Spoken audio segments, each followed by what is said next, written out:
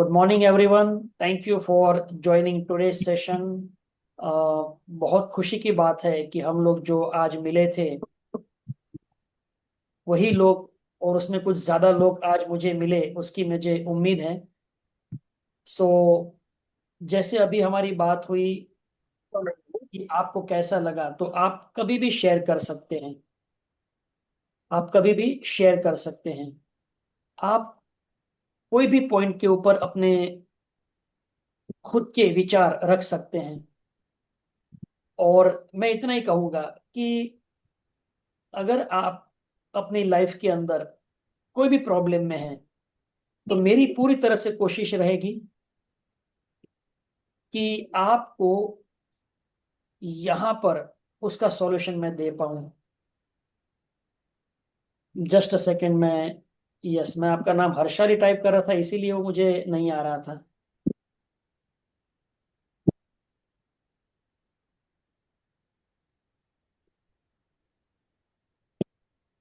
You are host now. Okay. Yes sir. प्रयास मेरा ये रहेगा कि मैं आप लोगों की लाइफ में वो हैप्पीनेस क्रिएट कर पाऊँ, वो सर्टेनिटी क्रिएट कर पाऊँ, वो एक होप क्रिएट कर पाऊँ कि जो एक नॉर्मल माँ बाप अपने बच्चों के साथ में जीते हैं और उनके अंदर जो फीलिंग्स होती है। बट मेरा बात यकीन मानिए, you are parents of a lucky child, you are parents of special child. ऐसा कुछ भी नहीं है कि कोई चीज हमारे अंदर कमी है और दूसरे के पास ज्यादा है। क्या आप मुझे सुन पा रहे हैं? It's only the way of attitude. कल हमने एक टॉपिक में मॉरिस गुडमैन को देखा।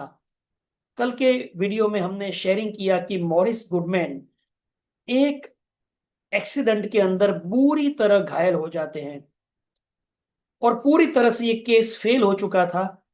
कोई उम्मीद नहीं थी, अच्छा खासा लाइफ और एक एक्सीडेंट में सब कुछ बर्बाद। डॉक्टरों के मुताबिक सारी बीमारियां परमानेंट रहेगी, हड्डियां टूट गई है, बोल तो सकते नहीं हो, सोच भी नहीं सकोगे, कुछ नहीं कर सकोगे। But Morris Goodman decided to choose life, not to choose death.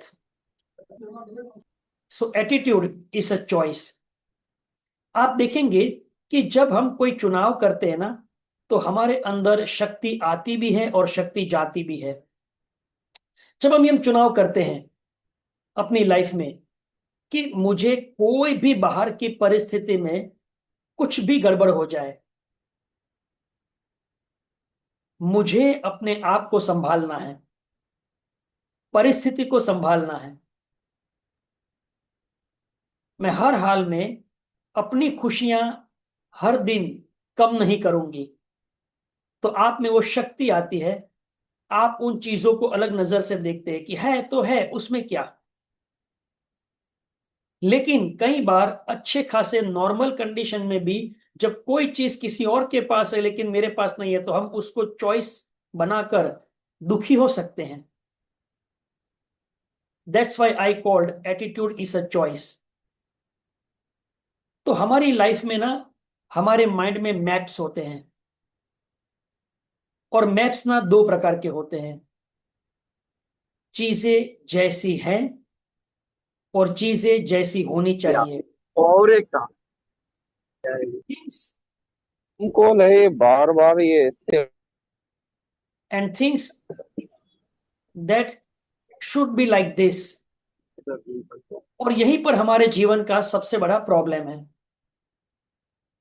मैं सभी को ना म्यूट कर देता हूं ताकि आप हर्षाली जी सबको ना म्यूट कर दीजिए। और यस फिर यस सर। कि ना वो कोई गलती से अगर ज्वाइन भी हो रहा है ना, let people don't unmute by themselves. Yes sir. Thank you. तो जिंदगी में आप देखेंगे ना कि मैं एक तरफ से मेरे मन में विचार है कि ऐसी दुनिया होनी चाहिए, ऐसी लाइफ होनी चाहिए, ऐसे लोगों के स्वभाव होने चाहिए, ऐसा मेरा परिवार होना चाहिए, ऐसी दुनिया होनी चाहिए, इस तरह से उसने व्यवहार करना चाहिए, इस तरह से मेरे बच्चे होने चाहिए। ये है हमारा expectation in life. But in reality the life are different. मतलब एक होता है चीजें जैसी हैं वास्तविकताएं, और दूसरा चीजें जैसी होनी चाहिए, जिसे कहते हैं लाइफ वैल्यूज। अब होता क्या है कि चीजें जैसी होनी चाहिए ये मेरी सोच है, लेकिन ऐसा होता नहीं है। लाइफ वैल्यूज चीजें जैसी होनी चाहिए ऐसा मेरा विचार है, लेकिन वास्तविकता डिफरेंट है। तो क्या मैं वास्तविकता को देख पाता हूं? क्या आप मुझे सुन पा रहे हैं ठीक से? आवाज ब्रेक तो नहीं हो रही है ना? नहीं सर, ठीक है, थोड़ा वो है लेकिन आवाज ठीक से आ रही है। तो सबसे बड़ा प्रॉब्लम यह है कि जब मैं अपने जिंदगी में कुछ विचार लेकर चलता हूं कि मेरी शादी होंगी, अच्छे से हम जिएंगे, मेरा पैसा जीवन में आएगा, मेरे बच्चे होंगे, उससे साथ मस्ती करेंगे, माँ बाप की सेवा करूंगा, ऐसे हमारे ना जीवन में लाइफ वैल्यूज होती है। ऐसा होना चाहिए, आई एक्सपेक्टिंग लाइक दिस। जैसे एक बच्चा पढ़ लिख कर एक्सपेक्टेशन करता है कि अगर 90% आए तो तुरंत ही नौकरी लग जाएगी और मेरे परिवार वाले खुश होंगे, फिर मैं अपने दम पर एक गाड़ी लूंगा। तो इसे बोलते हैं लाइफ वैल्यू। बट हकीकत में वो बच्चा बड़ा होते ही कोई एक्सीडेंट का शिकार बना और उसकी एक टांग टूट गई, या उसके दिमाग के ऊपर चोट लगने पर असर हुई। यह है वास्तविकता। This is called hard facts. तो जिंदगी कैसी जीनी चाहिए? हार्ड फैक्ट्स हमें वास्तविकताओं से परिचय करवाते हैं कि हमने सोचा था, ऐसा नहीं हुआ हर मामले में। अब यहां से एटीट्यूड मैटर करता है कि मैंने सोचा था, ऐसा क्यों नहीं हुआ। अब नहीं हुआ तो नहीं हुआ और इसे मैं बदल नहीं सकता, इट्स कंडीशन, हो गया। अब क्या मुझे पूरी जिंदगी दुखी रहना है, या मुझे सुखी रखना है अपने आप को? या मैं उन परिस्थितियों में भी अपने काम को करते हुए नॉर्मली जी सकता हूं? मैं भी अपने परिवार के साथ में नॉर्मली हर तरह से खुशियां बांट सकता हूं? ये चुनाव है जो हमें करना पड़ेगा। What we choose, generally we choose to be in deep regret, to live in sorrow, to live in complaining others, blaming others, क्योंकि हमारे साथ कुछ गलत हुआ, ऊपर वाले ने मेरी ओर देखा नहीं, जब किस्मत लिखने बैठा था तो मुझे ही भूल गया, मेरी ही बदकिस्मती है कि मेरे साथ ये हादसा हुआ। और उसके बाद में हम उस मुद्दे को अपनी लाइफ का एक रोने धोने का एप्लीकेशन बना देते हैं, और हमें लगता है कि मेरे अलावा सारे लोग अपनी लाइफ में एंजॉय कर रहे हैं, सुखी है। तो मॉरिस गुडमैन हो या एडिसन हो, एडिसन अपनी लाइफ में 67 ईयर्स में बल्ब बना पाए। 9999 एक्सपेरिमेंट किए जिससे बल्ब नहीं बना, फेल हो गए, लेकिन उन्होंने गिव अप नहीं किया। बचपन में जब वो बहुत सवाल करते तो उसके टीचर ने उसकी माँ को एक लेटर लिख कर दे दिया। उसकी माँ की उस लेटर पढ़ते पढ़ते आंख में से आंसू आने लगे, और छोटा सा एडिसन ने कहा कि माँ, why you are crying, mother why you are crying, why you are, what my teacher wrote in letter. उसकी माँ ने आंसू पोंछते हुए कहा कि तुम्हारे टीचर ने कहा, you are so genius, so intelligence, that this normal school is not for you. Edison बड़े खुश हुए, बोले इतना इंटेलिजेंस हूँ? बोले हाँ। 60 साल के बाद में एक बार वो अपने गैरेज में जाते हैं, तो उस गैरेज में कुछ खोजने के लिए जब एक छोटा सा बक्सा खोलते हैं तो उसमें से उसको उस लेटर को पढ़ने को मिलता है। वो लेटर मिलता है, उसकी माँ ने रखा था वो, बचपन का। और वो लेटर पढ़ते पढ़ते एडिसन की आंख में आंसू आ जाते हैं। उसकी माँ ने कहा था, टीचर ने कहा, तुम बहुत जीनियस हो, तुम्हें पढ़ने लिखने की स्कूल में जरूरत नहीं है। बट वो लेटर में लिखा था कि तुम बुद्धू हो, तुम्हारा दिमाग नहीं चल रहा, इसीलिए स्कूल में तुम्हें कोई नहीं पढ़ा सकता। तुम्हारे बच्चे को यहां से निकाल कर लेकर जाओ। तब एडिसन रोने लगे कि मेरी माँ ने झूठ बोला। मेरी माँ ने ये नहीं कहा कि टीचर ने मुझे इसीलिए निकाला क्योंकि मैं बहुत सवाल करता हूं और मेरे दिमाग में कुछ उतरता नहीं है। एडिसन की माँ ने कहा कि तुम बहुत जीनियस हो, इसीलिए तुम्हें स्कूल में पढ़ने की जरूरत नहीं है। लेकिन एडिसन की आंखों में आंसू इसीलिए आए क्योंकि उसकी माँ ने सच छुपाया, नेगेटिव था इसीलिए, और झूठ बोला क्योंकि वो एम्पावरिंग था इसके लिए। और उसी एक झूठ के सहारे उसकी माँ ने कहा कि बेटा तुम जीनियस हो, तुम्हें स्कूल में नॉर्मल बच्चों की तरफ पढ़ने की जरूरत ही नहीं है, तुम उसके 10 गुना आगे पढ़ का सोच लेते हो। और उस एक विचार ने एडिसन को साइंटिस्ट बना दिया, और उसने बल्ब का आविष्कार किया, और उसके पास 1050 से ज्यादा रजिस्टर्ड पेटेंट है हर आविष्कार के लिए। Attitude matters. उसकी माँ ने ये नहीं देखा, अरे मेरी किस्मत फूटी, इतने सारे बच्चे पढ़ रहे हैं, मेरा अकेला बच्चा ही एक ऐसा निकला मतिमंद कि उसको कुछ समझ में नहीं आता।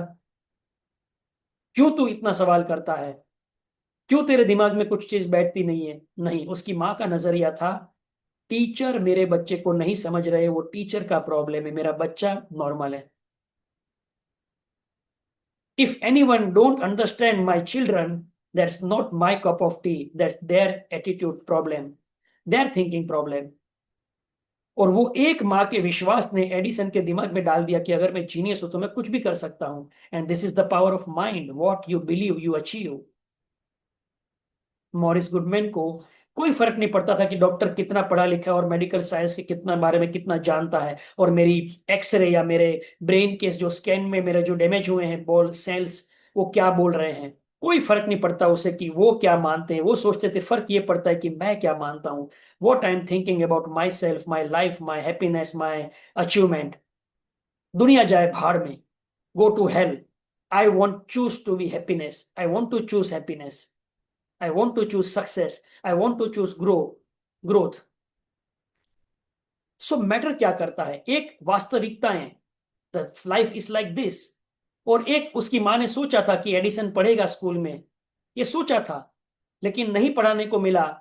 तो वास्तविकता सामने आई कि चलो इसके द्वारा भी कुछ और नया होगा। घर बैठे मैं उसे पढ़ाऊंगी, और वहां से वो स्कूल में पढ़ते तो शायद एक नॉर्मल बच्चे की तरह पढ़ते, घर पे पढ़े एक स्पेशल चाइल्ड की तरह और स्पेशल व्यक्ति बने। इसीलिए मैं हमेशा कहता हूं कि life is only 10% how you make it, but 90% how you take it. आप किस तरह से लेते हैं। पूरे दिन में 80,000 विचार आते हैं, उसमें से हम किस विचारों को लेते हैं अपने दिमाग में। चैलेंजेस सभी को है, नरेंद्र मोदी को भी चैलेंजेस है, अक्षय कुमार को भी है, और 84 की एज में अमिताभ बच्चन को भी है। एवरी वन इज चैलेंजेस, पृथ्वी पर है तो चैलेंज है। चैलेंज क्यों है? क्योंकि चेंज है। तो हमारा एटीट्यूड मैटर करता है कि हम चीजों को किस तरह से देखते हैं। तो वास्तविकता, जैसे मैंने सोचा था कि मुझे आज का दिन बहुत ही अच्छे से मस्त मजा करना है, और अचानक पता चला कि मेरे कोई रिश्तेदार का डेथ हो गया। अब वास्तविकता है कि मुझे तो घूमने फिरने का मूड था, एक ही छुट्टी मिली थी, और इसको मरना था आज ही, जाना पड़ेगा। तो अब आप चॉइस क्या करेंगे? आप ये बोलेंगे कि तुम एक काम करो, एक दिन के लिए कल मरो? नहीं, वो मर चुके, अब जाना ही पड़ेगा। बट ये सोचो कि कैसे फटाफट जाके वापिस शाम का जो बचा हुआ वक्त है उसका हम उपाय कर सके, कुछ घूमने फिरने में निकाल सके।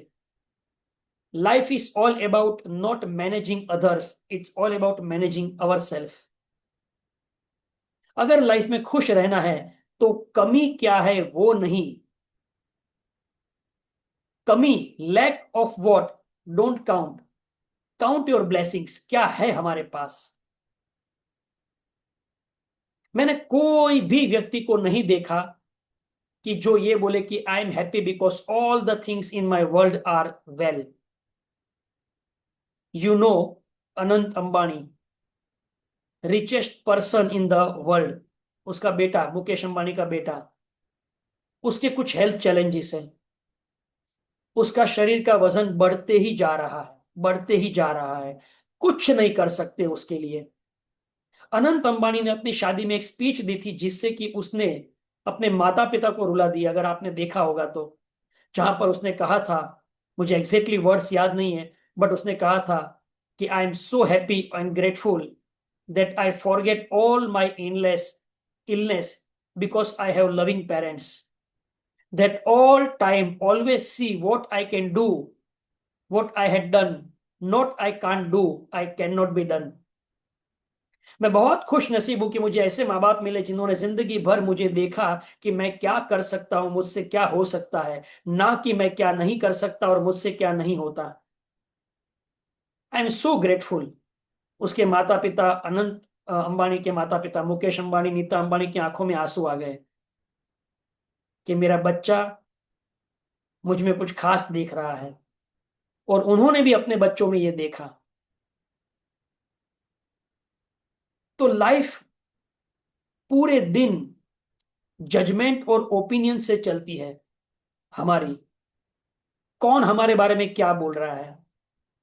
हम कभी अपनी जिंदगी में what people are thinking about me उसका राइट या रॉन्ग जजमेंट नहीं ले सकते, लेकिन हाँ, एक जजमेंट पक्का आएगा कि you will not be will live happily in your life, accept the things as they are.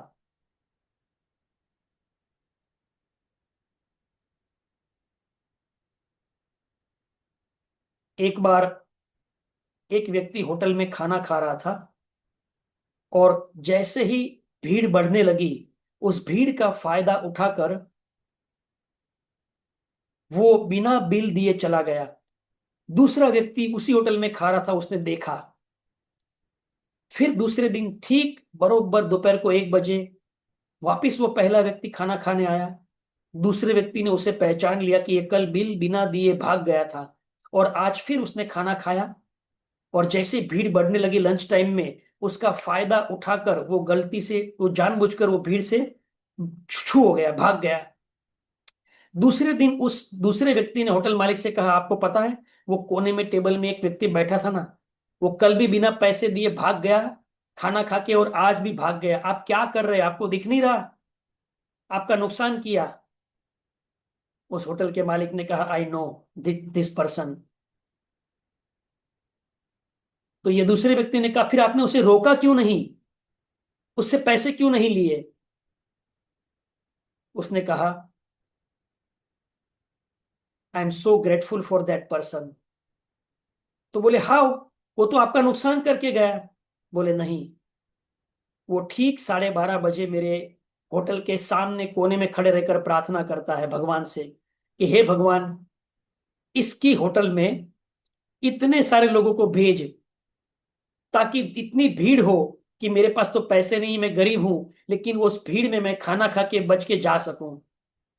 उसकी एक प्रार्थना से 1 घंटे में मेरे पास 100 लोग खाना खाने आते हैं। अब मैं 100 लोगों का काउंटिंग देखूं या एक फ्री में खाना खाकर गया उसका नुकसान देखूं।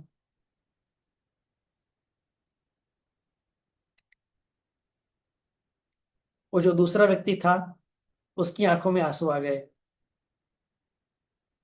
सच में आप क्या देखते हो दुनिया में, ये मैटर करता है। कोई आपके लिए प्रार्थना कर रहा है और आपका जीवन चल रहा होगा, क्या पता, आपका धंधा चल रहा है, क्या पता। बट हम नुकसान देखते हैं कि वो एक व्यक्ति खाना खा के तो फ्री में गया ना, नहीं, लेकिन उसके ब्लेसिंग से हो सकता है कि हमारा जीवन चल रहा हो। मेरे सगे मामा गुजरात में रहते हैं। उनको एक छोटी बेटी पैदा हुई थी, उनका नाम था रंजन। रंजना बेन बोलते थे उसको, रंजना बेन। वो बचपन से ही थोड़ी सी स्पेशल चाइल्ड हुई, और उनको चीजें समझ में नहीं आती थी, लेकिन वो अपना खाना पीना खा लेती थी। लेकिन उनको पता चल गया कि ना ये पढ़ सकती है, ना इनकी शादी हो सकती है।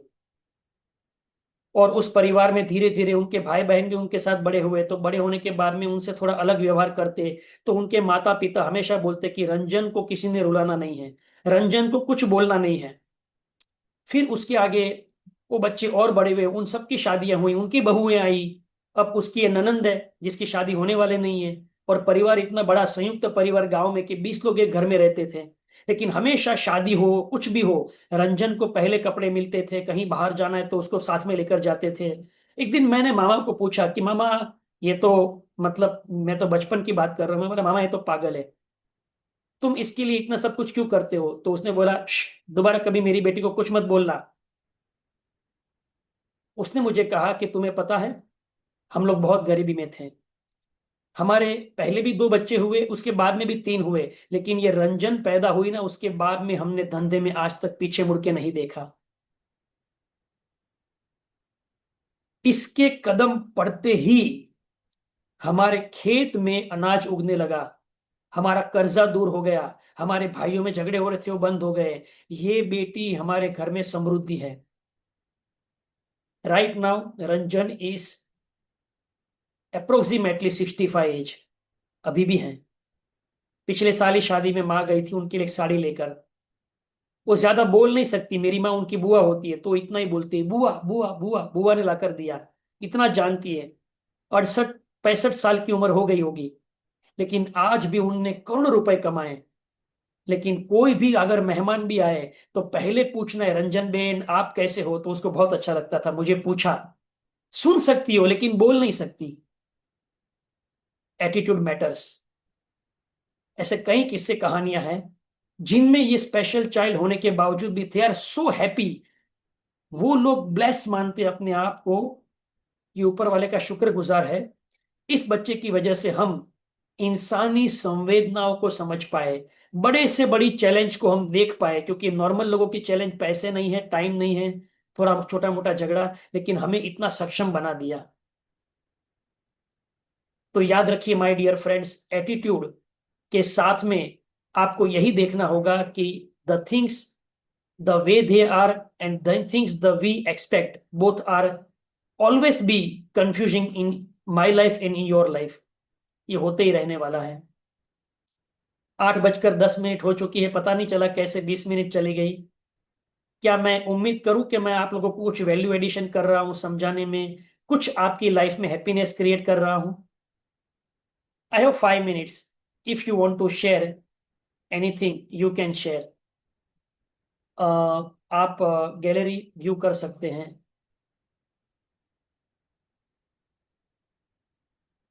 अगर आपको कुछ कहना है, आपको कैसा लग रहा है सेशन, कल हमने रिकॉर्डिंग डाल दिया था ग्रुप में पहले दिन का, बट मेरा आपके लाइव प्रेजेंटेशन में, इंटरेक्शन में, मेरा इच्छा है कि आप लोग अपना कैमरा ऑन करने में ना शर्माएं, आप अपनी चैलेंजेस बताने में ना शर्माएं, आप अपने आप को बिल्कुल ऐसा ना सोचे कि मतलब सर हमें बहुत ही फील हो रहा है कि हम किस तरह से आपको बताएं और हम किस तरह से अपनी लाइफ में, क्या इसी तरह से हमें जीना है या हम खुश भी रह सकते हैं। तो मैं यही कहूंगा कि life is all about what you think, what you choose to think. मैं पिछले 16 सालों से लोगों की पर्सनल काउंसलिंग करता हूँ, ट्रेनिंग देता हूँ, मेरे 5 AM क्लब चलते हैं, every day I use to wake up at 4 AM। 4:30 बजे मेरी ऑफिस खुलती है, मुंबई के मुलुंड में मैं रहता हूँ। मुझे इतने सारे लोग चैलेंजेस लेकर हर दिन आते हैं। मुझे लगता है कि इस दुनिया में कोई व्यक्ति ऐसा है ही नहीं जिसको चैलेंज है। इवन चैलेंज देने के लिए ही मानव अवतार भगवान ने दिया है, मैं यहां तक बिलीव करता हूं। तो जब भगवान ने दिया ही है तो उसे गिफ्ट समझकर क्यों ना ले ले। हेलो। हेलो। या हाँ नेहा। हेलो। अतुल जी, मैं नेहा प्रिया हूँ। हेलो मैं नेहा। रांची से बिलोंग करती हूँ। मेरी बेटी को डाउन सिंड्रोम है, अभी वो 8 साल की है। तो अच्छे से वो अभी नॉर्मल स्कूल जा रही है, सब कुछ ठीक से करती है, लेकिन बीच में छोटी छोटी चीजें होती रहती हैं। कभी बच्चों से कुछ हो गया, कभी कुछ और हो गया, कभी यहाँ पे कोई चीज नहीं कर पाई, या उसके साथ किसी ने बुरा बिहेव किया, या मेरे साथ भी कुछ कुछ होता है, छोटी मोटी चीजें। तो उस समय बहुत ज्यादा अच्छा नहीं लगता, और फील होता है कि शायद हम नहीं कुछ कर पा रहे या नहीं हो रहा है, या बहुत सारी चीजें वैसी होती हैं। मतलब उसको कैसे करें फिर? थोड़ी देर बाद नॉर्मल होता है, और मैं कोशिश करती हूँ, नहीं नहीं अभी तक मैंने किया, बहुत कुछ हुआ, अच्छे से हुआ। मैं खुद एक डॉक्टर हूँ। कंपेरेटिव तो माइंड है ना हमारा नेहा जी, तुरंत जजमेंट ले लेता है कि ऐसा क्यों किया उन्होंने। और ये आपके बेटे के साथ नहीं, किसी के भी साथ होता है। कंपैरिजन तो घर में भी होता है। हम खुद नहीं बोलते, देख तेरा बड़ा भाई कितना बढ़िया पढ़ रहा है, तू कुछ ध्यान ही नहीं दे रहा है। उस छोटे बच्चे को भी तो मन पे लगता है ना कि माँ पढ़ाई कर रही है तो उसे गर्म रोटी दे रही है, मुझे नहीं दे रही है। हाँ, सबसे ये चीज होती थी। हमारा कंपेरेटिव माइंड है ना, वही हमारा सिनिसिज्म पैदा करता है। निराशाजनक लोगों ने हमारे साथ व्यवहार किया। दुनिया क्या व्यवहार कर रही है वो हमारे कंट्रोल में नहीं है। वो आउटसाइड अप्रोच हो गया, जहां पर जिसको जो करना है वो सब अच्छा व्यवहार करे तो मैं हैप्पीनेस क्रिएट करूंगी या मैं खुश रहूंगी। मतलब मैंने मेरा खुशी का रिमोट कंट्रोल दुनिया को देकर रखा है। कल बात हुई थी अपनी इनसाइड आउट अप्रोच। बाहर कुछ भी हो, हम अंदर से क्या फील करना चाहते हैं। I love my children, I love her so much, I love you in any condition. तुम जैसे भी हो मुझे प्यारे हो। दुनिया अपनी बुद्धि से, अपने जजमेंट से, अपने दिमाग से रिएक्शन करती है। क्या पता वो अपने बच्चे को इससे भी बदतर तरीके से रिएक्ट करते हो। सो हमारे लिए वो मैटर नहीं करता। हाँ, हमारे एक फोकस है ना उस चीज पर पैटर्न बन चुकी है जिसे तोड़ना जरूरी है। By changing the meaning, life is all about meaning, what you give meaning to incident. कोई एक घटना आपके साथ हुई, आपको आपको मीनिंग देना है कि क्या मुझे इसमें इंसल्टिंग फील करना है या नहीं। Okay sir. Hello. Hello yes. Atul ji. Yes हाँ विवेक। विवेक माहुरे बोल रहा हूँ, अकोला से, अकोला महाराष्ट्र। एक्चुअली हमारे परिवार में, फैमिली में 4 लोग हैं। 4 में से 2 लोगों को पता है कि अपने बच्चे को ऑटिज्म है, and we have accepted it, means me and my wife.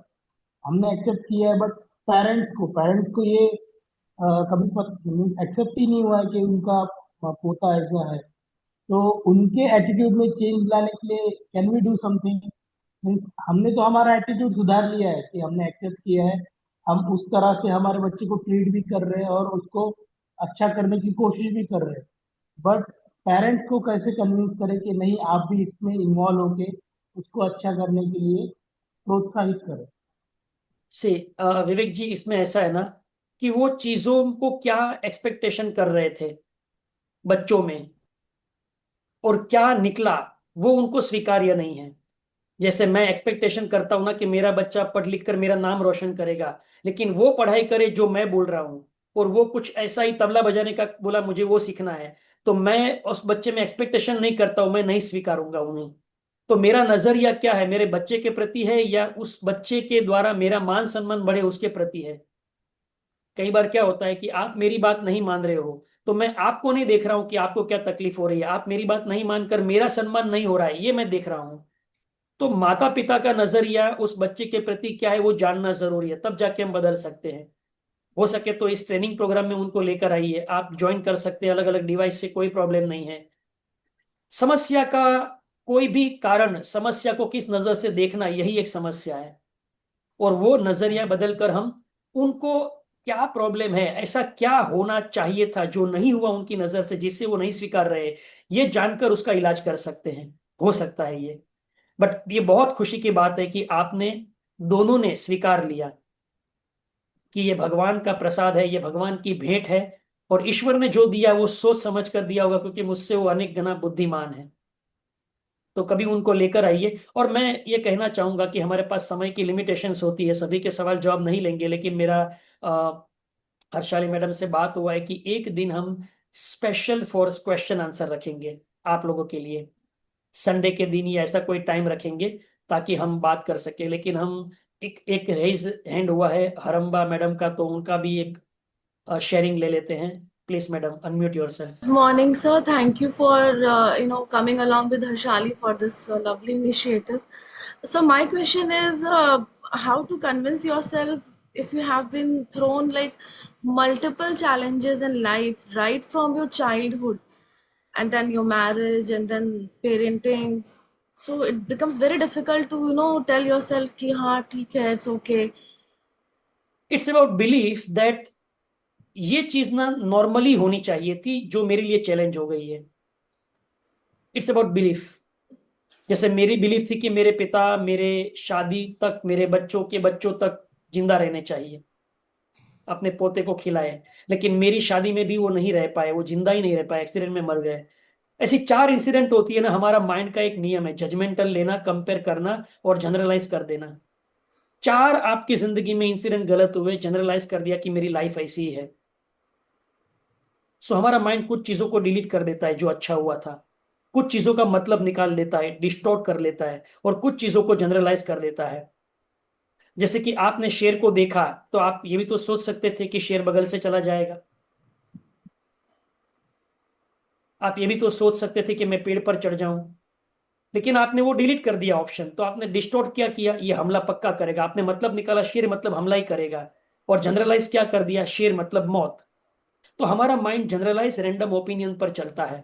आपने 5 लोगों को देख लिया, आपके परिवार में सबके बच्चे अच्छे हैं या कोई ना कोई मतलब जीनियस है, आपका अकेले कोई बच्चे का कोई प्रॉब्लम या कोई फैमिली में कोई इश्यू आ गया, बस उस जनरलाइज रैंडम ओपिनियन में आपने अपने आप को स्टक पा लिया, देख लिया, और आपने मीनिंग निकाल लिया कि ऐसा मेरे साथ ही क्यों। बट ऐसे में हम भूल जाते हैं कि 1000 अच्छी चीज हुई है जिसमें हम क्यों नहीं बोलते कि ऐसा मेरे साथ ही क्यों। तो this is all about how you look at the life. हम लाइफ को 360 डिग्री देखें तो पता चलेगा कि शायद ऐसा भी हो सकता है कि हमारे से भी ज्यादा बदतर चैलेंज किसी और माँ बाप की है, जो खुद भी हैंडीकैप्ट है और उनके बच्चे भी हैंडीकैप्ट है। अभी उनका क्या लाइफ में चैलेंज रहेगा, जरा आप वो सोचिए। I know so many people, क्योंकि मेरे पास लोग ही ऐसे आते हैं जिनकी चैलेंज, जिसको मैं देखता हूं ना तो मुझे लगता है कि इससे बुरा क्या हो सकता है। लेकिन उसके बाद में एक और केस आता है जिसमें इससे भी बुरी हालत है, कि वो लोग तो एकदम मतलब गरीब में गरीब है, और साथ में चैलेंजेस, बोलते हैं ना गरीबी में आटा गीला। But the good things is कि बुरे वक्त का भी बुरा वक्त आता है, ये याद रखना है। Life is not always the same at the time, all time. तो आप अच्छा वक्त लाना चाहते हैं तो आपको पहले अपनी सोच में बदलाव लाना पड़ेगा। और मैं इतना मान सकता हूं कि आपकी कंडीशन कोई भी हो, बट आपको जो चाहिए या जो करना है वो आप कर सकते हैं। ये mindset, now my mindset is that I should be prepared for the worst. कभी भी कुछ भी हो सकता है, so always alert रहना चाहिए, सारे options दिमाग में होने चाहिए कि ये भी हो सकता है, ये भी हो सकता है। क्योंकि पहले मेरा अप्रोच था हैप्पी गो लकी अप्रोच था कि ठीक है सब अच्छा ही होगा, जो हो गया सो हो गया, forget it, work hard, be happy। लेकिन अब ये लगता है कि नहीं, यू शुड बी प्रिपेयर्ड कि कभी भी कुछ भी हो सकता है, anything can go and wrong any. Future है ना, प्रिवेंशन मोड के हिसाब से अच्छा है, but at the same time आप एंजॉय भी तो कर सकते हैं ना। जैसे कि मान लो कि दिवाली का टाइम है और फटाके जलाने हैं, आग लग सकती है, घर जल सकता है, लेकिन उसका मतलब ये थोड़ी ना है कि दिए ना जलाएं। प्रिवेंशन के साथ में आप काम करो ना, इट्स गुड। अच्छा एटीट्यूड है कि कभी भी कुछ हो सकता है, लेकिन वो कभी भी कुछ भी हो सकता है उसको पकड़ के बैठकर कुछ नहीं करना, दैट इज रॉन्ग। यहां पर डीप थिंकिंग लगता है, यहां पर डीप थिंकिंग लगता है। आप गवर्नमेंट को देख लीजिए, गवर्नमेंट सोचती है ना कि युद्ध कभी भी हो सकता है, तो उसके लिए वो एक प्रकार का प्रिवेंशन के रूप में अच्छे अच्छे हथियार लाकर जमा करते हैं अपने स्टॉक में। लेकिन उसका मतलब ये नहीं कि हम आजादी से ना घूम सके और हम एकदम घर में बैठे।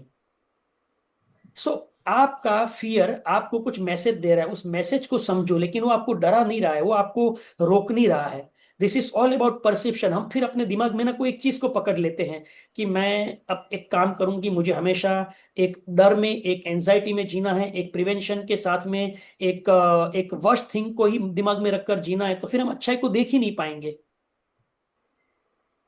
ये एक प्रकार से हैबिट है थिंकिंग की, जिसके ऊपर हम काम करते हुए आगे बढ़ सकते हैं। सो मैं पूरी तरह से तो सभी को सेटिस्फाइड नहीं कर पाऊंगा, और एक ही सेशन में सभी के जवाब भी नहीं दे पाऊंगा, बट मैं इतना कहूंगा, बने रहिएगा, थोड़े थोड़े अपने विचारों को जज करिए कि ये नेगेटिव थिंकिंग या ये रिपीटेड थिंकिंग मुझे दे क्या रही है। What I am getting, nothing, सिवाय कि आपके स्ट्रेस को बढ़ा रही है। तो क्यों ना हम ये करें कि इसके अल्टरनेटिव सोचे, और एक प्रॉब्लम के 1000 अल्टरनेटिव होते, हो सकता है कि हमने एक या दो सोचा और हमने बोल दिया कि ये काम नहीं करेगा, मेरी तो ऐसी ही चलने वाली है, राइट। अशोक जी का थोड़ा सा, अशोक शाह, With आप small थोड़ा सा- friends, I just want to share to Thank you, talk sir. about then.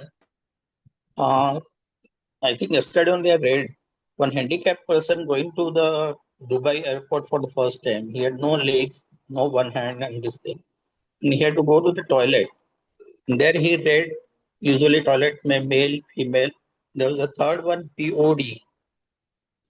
So he was a bit confused. What is that POD? So he asked the attendants, ये क्या है?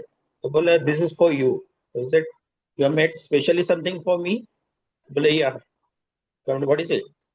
And what do you mean by POD? He said, person with determination, person of determination. We in Dubai, we don't call anybody handicapped, apang or anything. You are the वाह, person of determination. Super. See the attitude of Dubai government, उन्होंने एक respect दिया। The person of determination मतलब इतना दृढ़ निश्चय वाला व्यक्ति है कि वो हर हाल में एयरपोर्ट तक पहुंचा है, वो उसकी अपनी कमजोरियों को अनदेखा करते हुए, अपनी वीकनेसेस को अनफोकस करते हुए। What a great respect. Wonderful sharing Ashok ji, Thank you. Thank you so much.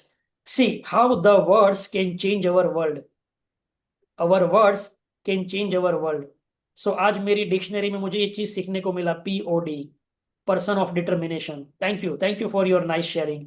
हो सके तो ऐसा कभी कोई आप लोगों को देखने मिले ना, तो जरूर आप उसे कैप्चर करिए, उसके इमेजेस को लीजिए, एम्पावर करिए कि यस, हमारे लिए भी एक स्पेशल केयर किया जाता है। आज सब जगह पर आप देखिए व्हील चेयर्स होती हैं, ऐसे रैंप अभी तो सब गवर्नमेंट ने कंपलसरी कर दिया कि ATM भी अगर आपका 4 टप्पा ऊपर है तो रैंप आपको देना पड़ेगा। और मंदिरों में भी लिफ्ट दी जाती है, किसी के पैर में इश्यू है तो लिफ्ट में आपको स्पेशली लिफ्ट में मंदिर तक लेकर जाया जाएगा। सो हमारा कितना ख्याल रख रहे हैं लोग। Thank you so much. Okay, so thank you so much friends, तो हम मिलेंगे वापस इसी समय पर, ठीक 7:45 को लॉग इन करेंगे। Thank you Harshali again for this wonderful arrangement and gathering all people on one platform. Thanks to you sir, आप इतना पेशेंटली सबसे बात कर रहे हैं और एम्पावर कर रहे हैं। Thank you so much. Okay, thank you. Bye bye. Vaishali,